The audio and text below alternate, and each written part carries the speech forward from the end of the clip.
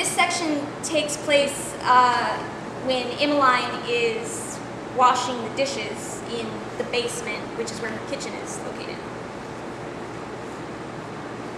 I racked a clean dish and lathered the next. A loud thud made me jump. Then I heard noise from above, creaking sounds, as if someone were traipsing across the parlor. I let my head fall back and stared at the ceiling. It had to be John. I placed the wet dish on the stack, picked up my ivory lamp with the tall cylindrical glass cover, and cautiously scaled the stairs.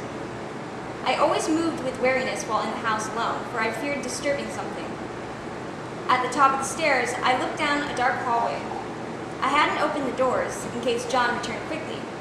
If he'd been home, he would have left open the door to whichever room he was in. None were ajar. John? It felt like hollering underwater. I cleared my throat and took a breath. I was preparing to raise my voice when pounding on the second floor stopped me. I turned my eyes up and listened, too frightened to move. Was it John? Was it the beast? A clanking noise came from the parlor. I saw the glow of the lamp on the doorknob, hesitated, heard clacking, and inched over. I grasped the knob, twisted it, and pushed the door open. It opened to reveal that all the furniture in the parlor was moving, dancing. The winding appendages of the bizarre tables and chairs were actually twisting and twirling. The legs were flailing, and the statues and pictures were sashaying. I dropped the lamp, and the glass cylinder shattered on the floor.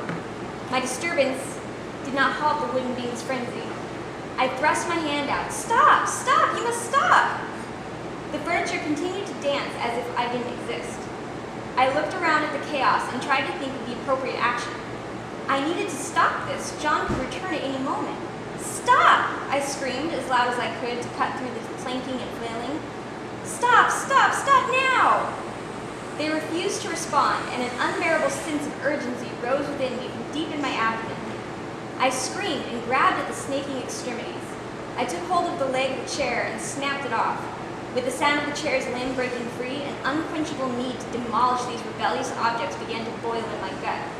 I bunched my hands into tight little rocks and experienced my own detonation.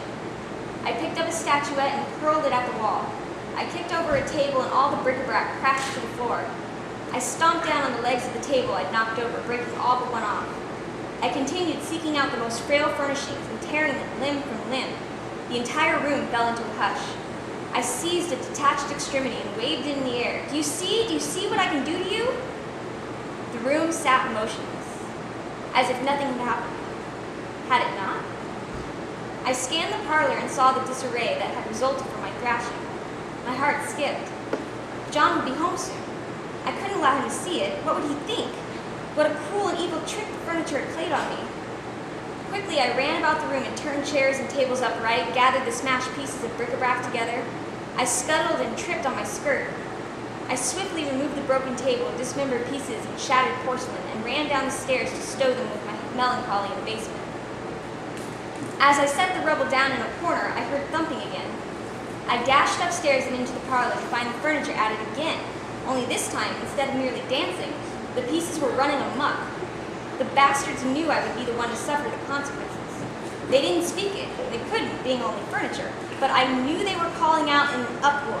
Do you see? Do you see what we can do to you? I watched as one reached out and tipped over a potted plant, scattering soil everywhere. No! A twirling vine from a cabinet slid up the wall, lifted off a mirror, and let it crash to the floor. You wretched things! I scrambled to pick everything up.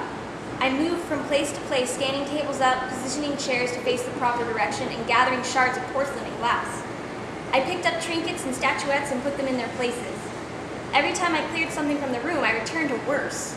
Every time I put something right, I whirled around and find it all wrong again. No, no, no! Finally, I couldn't take it anymore.